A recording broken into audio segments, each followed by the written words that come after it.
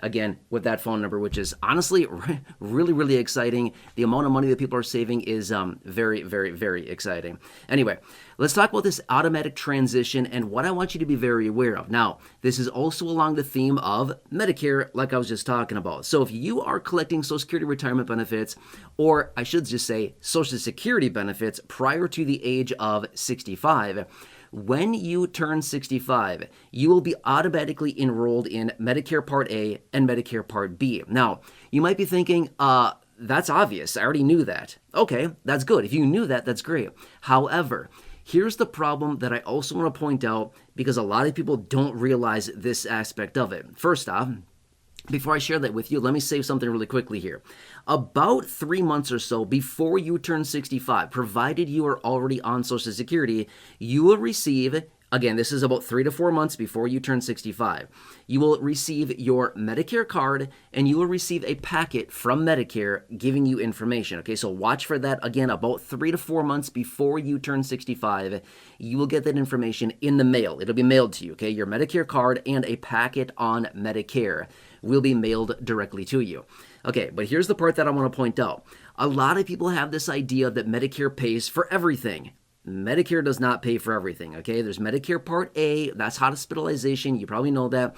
Part B is the one that I really want to focus on here, because that is kind of the outpatient, the doctor visits, the one that we utilize the most. That is Part B.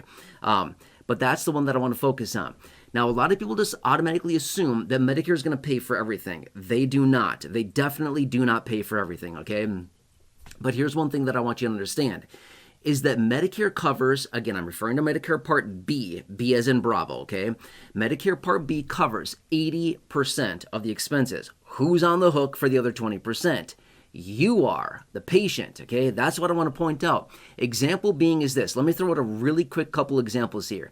Let's just say that you go in and you have, I don't know, a medical visit, whatever. You rack up $1,000 worth of bills. Medicare pays 80%, $800. You're on the hook for their $200. Let's just go a little more extreme here. Let's just say that you have a procedure. It's $10,000. Medicare pays $8,000. You're on the hook for $2,000. Okay? Now that might seem, wait, that doesn't seem accurate. It is. Okay? That's the point that I really want to make here in this video, and this is the part that catches people off guard. This is what blindsides people. And I want to make sure that you're properly protected and make sure that you are not one of these individuals that's vulnerable because you didn't know until you learn this lesson the hard way. I'm helping you avoid this lesson by learning this lesson the hard way. Okay, here's what you need to understand. Along with your Medicare, okay, original Medicare, or you can take the option of transitioning into Medicare Advantage. Again, it's totally different for everybody. I don't know your personal situation, but if you call Chapter right there, they can absolutely help you with that, determining what is the best solution for you. Is it staying on traditional Medicare? Is it transitioning into Medicare Advantage? Whatever's your best option, and again, they will help you figure that out. But my point being is this. If you choose traditional Medicare or original Medicare, again, people use the words interchangeably, traditional Medicare, Medicare, original Medicare. Along with that, you can choose a Medicare supplement or Medigap plan. It's just, again, interchangeable names here, supplement or Medigap plan, along with a Part D plan. You could take that route, okay? Now, you might be thinking, I'm totally confused. I don't know what to do. Again, that is where Chapter comes in right here. Call them. They will help you navigate all of the plans in your local area to find you the best plan for your personal needs, okay? Very important. Now, you've probably also heard about Medicare Part C. What's Medicare Part C? That is also referred to as Medicare Advantage, okay? You can choose one or the other. It's either original Medicare with a supplement/Medigap plan and a Part D plan, or it's straight up Medicare Advantage, okay? You get one or the other. You choose one or the other, whatever suits you best and whatever is, best for your personal situation. You do not do both of them. Then again, I'm going to say it again, Chapter Medicare right here, they will help you with all of that completely for free. They will help you find the best option for whatever it is that you need for your personal needs, okay? But anyway, let's just say that you choose the Medicare Medicare Advantage route. If that's the case, it's generally everything that you would otherwise get in original Medicare. It's offered by a private provider, okay? And it's a Medicare approved plan, Medicare Advantage. And again, I'm not saying it's the best. I'm not saying it's for you. I don't know your situation. It's different for everybody, but you got to figure out what's best for you, okay?